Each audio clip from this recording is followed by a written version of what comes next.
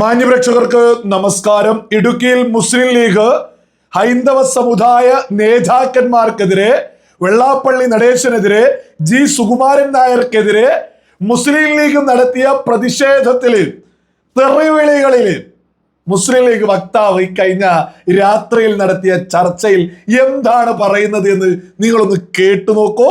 ഇന്നിപ്പോ തൊടുപുഴയിൽ നടന്ന ഒരു പ്രകടനം, ആരാടായി വെള്ളാപ്പള്ളി ഏതവനാട സുകുമാരൻ എന്ന് പറഞ്ഞിട്ട് മുസ്ലിം ലീഗിന്റെ പ്രകടനം, മുസ്ലിം യൂത്ത് ലീഗിന്റെ പ്രകടനം നടന്നു തൊടുപുഴയിൽ. കേട്ടുകാണല്ലോ അല്ലേ? പിന്നെ എന്ത് മുദ്രാവാക്യങ്ങൾ നമുക്കറിയില്ലേ? ആറടി മണ്ണിൽ കുഴിച്ചു മൂടും, അറബിക്കടലിൽ കുണ്ടയി തള്ളും. മുദ്രാവാക്യങ്ങൾ കുട്ടികൾ പല ആവേശങ്ങളും, അതൊക്കെ വെച്ചിട്ട് ഒരു പാർട്ടിയുടെ നയം നിലപാടും സൂചിപ്പിക്കാൻ കഴിയും. ഞങ്ങൾ NSSന്റെ വളരെ പഴയ കാലം തൊട്ട് തന്നെ പിന്നെ ഞങ്ങളും NSS തമ്മിലുള്ള ബന്ധം എന്താണ്? മന്നത്ത് ബാഫിക്കിത്തങ്ങളും അതുപോലെ തന്നെ പിന്നെ ബാഫിക്കിത്തങ്ങളും മന്നത്ത് ഭക്തനാളും തമ്മിലുള്ള ബന്ധം എന്താണ്? മട്ടന്നൂരിൽ പിന്നെ നിങ്ങളിവിടെയല്ലേ പഠിച്ചത്? പിന്നെ തളിപ്പറമ്പ് സരസ്വതിയിലല്ലേ പഠിച്ചത്? മട്ടന്നൂരിൽ പിന്നെ നായർ സർവീസ് സൊസൈറ്റിന്റെ കീഴിലുള്ള മട്ടന്നൂർ പഴശ്ശിരാജ കോളേജ്, ആ കോളേജിന് ലാൻഡ് ചോദിച്ച് ബാഫിക്കിത്തങ്ങളെടുത്താണ് മന്നത്ത് പത്മനാഭൻ വന്നത്. ബാഫിക്കിത്തങ്ങളുടെ നിർദ്ദേശപ്രകാരം ഒരു മുസ്ലിമാണ് 150 ഏക്കർ ആ കോളേജ് ഉണ്ടാക്കാൻ കൊടുത്തത്. അവർക്ക് NSS ഹൈസ്കൂളിന് ആ മുസ്ലിമാണ് കൊടുത്തത്. NSSന്റെ ഒരു കോളേജിന്റെ പ്രസിഡന്റായിട്ട് ഒരു മുസ്ലിം വരിക എന്ന് പറഞ്ഞാൽ ആലോചിച്ച് നോക്കി. അത്ര നല്ല കാലഘട്ടം അവർ തമ്മിൽ നമ്മളുണ്ട്. CH മുഹമ്മദ് കോയ എവിടെ പോയിട്ടുണ്ട്? NSSന്റെ സമ്മേളനത്തിൽ പോയി ഞങ്ങൾ പ്രസംഗിച്ചിട്ടുണ്ട്. അതുകൊണ്ട് NSSന്റെ സുകുമാരൻ നായരുമായി അദ്ദേഹത്തിന് ലീഗിനെ കുറിച്ച് എന്തെങ്കിലും തെറ്റിദ്ധാരണ ഉണ്ടെങ്കിൽ ആ തെറ്റിദ്ധാരണ തിരുത്താൻ ആവശ്യമായ കാര്യങ്ങൾ ചെയ്യും. അല്ലാതെ അദ്ദേഹത്തിന്റെ വാക്കിൽ നിന്ന് എന്തെങ്കിലും ഒന്ന് വന്നാൽ അതിന്റെ പേരിൽ എടുത്തിയാടി പ്രതികരിക്കാനൊന്നും ലീഗ് തയ്യാറാവില്ല. നിങ്ങൾ കേട്ടോ, ഈ കാണുന്ന ഫോട്ടോയിൽ ഏതായി കുട്ടികൾ? എനിക്ക് തീരെ മനസ്സിലാവുന്നില്ല.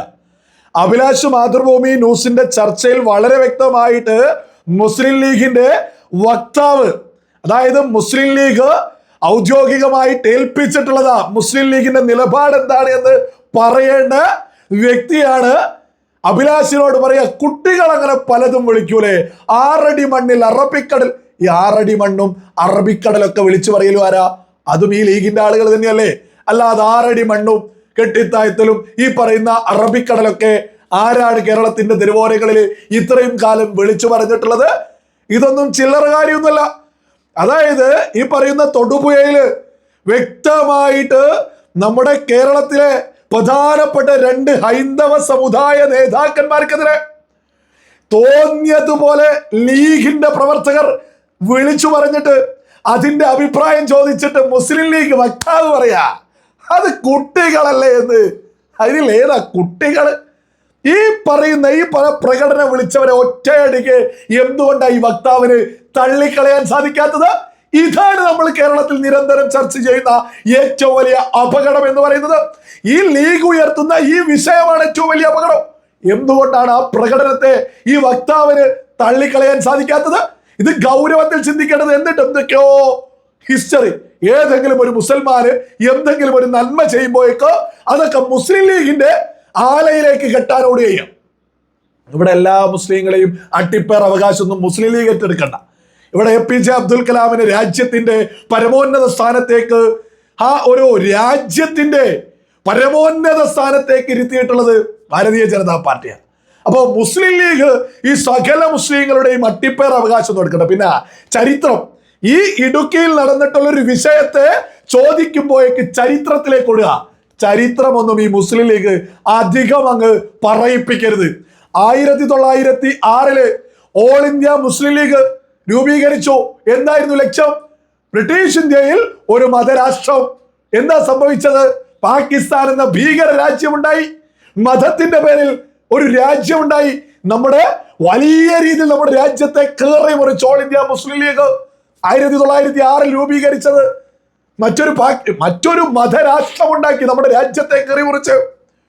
അതിനുശേഷം ബാക്കിയായിട്ടുള്ള ആളുകളാണ് ഈ രാജ്യത്ത് ഇന്ത്യൻ യൂണിയൻ മുസ്ലിം ലീഗ് 1948 മാർച്ച് 10 രൂപീകരിക്കുന്നത്. അപ്പൊ അധികമൊന്നും ഈ പറയുന്ന മുസ്ലിം ലീഗിന്റെ ചരിത്രമൊക്കെ പിറകോട്ട് പോയിട്ട് അധികം പറയിപ്പിക്കരുത്. ഇവിടത്തെ വിഷയം എന്താണ്? ഈ കാലത്തെ മുസ്ലിം ലീഗ് എന്താണ് ഉയർത്തിപ്പിടിക്കുന്നത്? ജമാഅത്തെ ഇസ്ലാമിയെ ഒരു കാലത്ത് പരസ്യമായിട്ടെങ്കിലും മുസ്ലിം ലീഗിൽ നേതാക്കന്മാര് തള്ളി പറയാറില്ലായിരുന്നു. രഹസ്യമായിട്ട് അവർ എന്തെങ്കിലും ചെയ്യട്ടെ, പക്ഷെ പരസ്യമായിട്ടെങ്കിലും ഈ പറയുന്ന ജമാഅത്തെ ഇസ്ലാമിയെ മുസ്ലിം ലീഗ് തള്ളി പറയാറില്ലായിരുന്നു?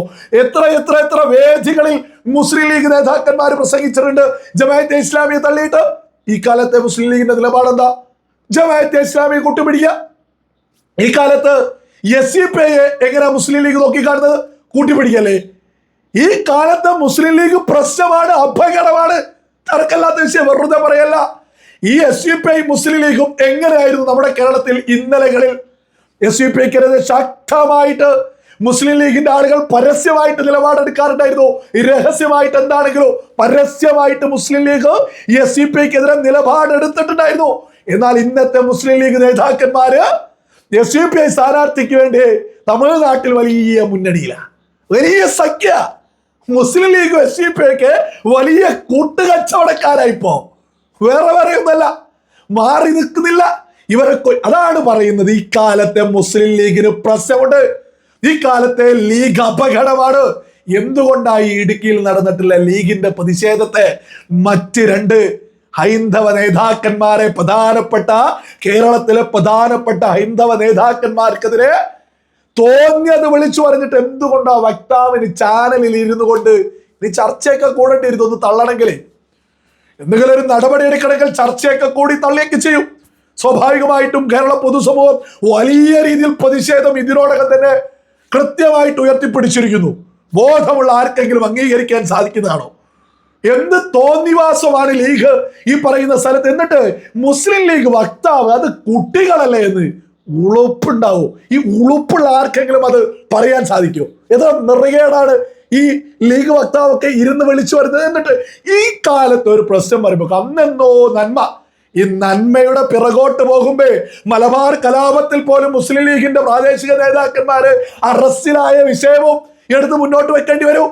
ഇന്നത്തെ ഒരു വിഷയം ചോദിക്കുമ്പോൾ ഞങ്ങൾ പണ്ട് അങ്ങനെ മലമറിച്ചിരുന്നു എന്ന് പറയുമ്പോൾ പണ്ട് മലമറിച്ചതിന്റെ കണക്കെടുത്ത് മുന്നോട്ടങ്ങ് വെക്കേണ്ടി വരും. അപ്പൊ ഇപ്പോഴത്തെ ഒരു പ്രശ്നം പറയുമ്പോ ആ പ്രശ്നം, അതായത് ഈ പറയുന്ന ആളുകൾ കുട്ടികൾ എന്ന് പറഞ്ഞ് തള്ളാൻ പറ്റുന്നവരല്ല. രണ്ട് പ്രധാനപ്പെട്ട നേതാക്കന്മാർ, അത് ഒരു രാഷ്ട്രീയ പാർട്ടിയല്ല. വെള്ളാപ്പള്ളി നടേശനോ G സുകുമാരൻ നായരൊന്നും ഒരു രാഷ്ട്രീയ പാർട്ടിയുടെ, പാണക്കാട് തങ്ങളെ പോലെ ഒരു രാഷ്ട്രീയ പാർട്ടിയുടെ സംസ്ഥാന പ്രസിഡന്റ് അല്ല. EK സംസ്ഥയുടെ, AP സംസ്ഥയുടെ പ്രധാനപ്പെട്ട ഉസ്താദുമാർ എങ്ങനെയാണോ കേരളത്തിൽ മുന്നോട്ട് പോകുന്നത് അതേ രീതിയിൽ ബഹുമാനിക്കേണ്ട, അതേ രീതിയിൽ ഉയർത്തിപ്പിടിക്കേണ്ട രണ്ട് മത നേതാക്കന്മാർക്കെതിരെയാ മത പാർട്ടിയായിട്ടുള്ള മുസ്ലിം ലീഗ് നിറികേട് വിളിച്ചു പറഞ്ഞുകൊണ്ട് രംഗത്തെത്തിയത്. അതൊന്ന് ഒറ്റയടിക്ക് തള്ളാൻ പോലും ഇന്നത്തെ ഈ ലീഗിന്റെ വക്താവിനൊന്നും സാധിക്കുന്നില്ല. ചാനൽ ചർച്ചയിൽ ഇരുന്നാ പറയുന്നത് കുട്ടികൾ. ഇതൊക്കെ കുട്ടികളാണോ ഈ പറയുന്ന കാണുന്നവരൊക്കെ? കുട്ടികൾ പറയുന്ന കാര്യമാണോ മത നേതാക്കന്മാർക്കെതിരെ തോന്നിയത് പറയുന്നത്? കുട്ടികൾ ഇത് ഉള്ളിന്റെ ഉള്ളിലുള്ള ഇത്രയും കാലം പിടിച്ചു നിന്നത് തിരഞ്ഞെടുപ്പ് സമയത്ത് വിളിച്ചു പറഞ്ഞിട്ടില്ല, റിസൾട്ട് വന്നതിന് ശേഷം പറഞ്ഞിട്ടില്ല. തങ്ങളുടെ നോമിനിയായിട്ടുള്ള, തങ്ങളുടെ, ഞങ്ങൾ പറഞ്ഞാൽ വരച്ച വരയിൽ നിൽക്കുന്ന സതീശൻ മുഖ്യമന്ത്രി ആവാൻ കാത്തിരുന്നു. അതിന്റെ തൊട്ടു പിന്നാലെ ഈ വിളിച്ചു പറഞ്ഞതൊന്നും ഒരിക്കലും അത് കുട്ടികളൊന്നുമല്ല എന്നുള്ളത് കേരള ജനത തിരിച്ചറിയുന്നുണ്ട്. ഈ വിളിച്ചു പറഞ്ഞതിന് ഒരിക്കലും അംഗീകരിക്കാൻ സാധിക്കില്ല.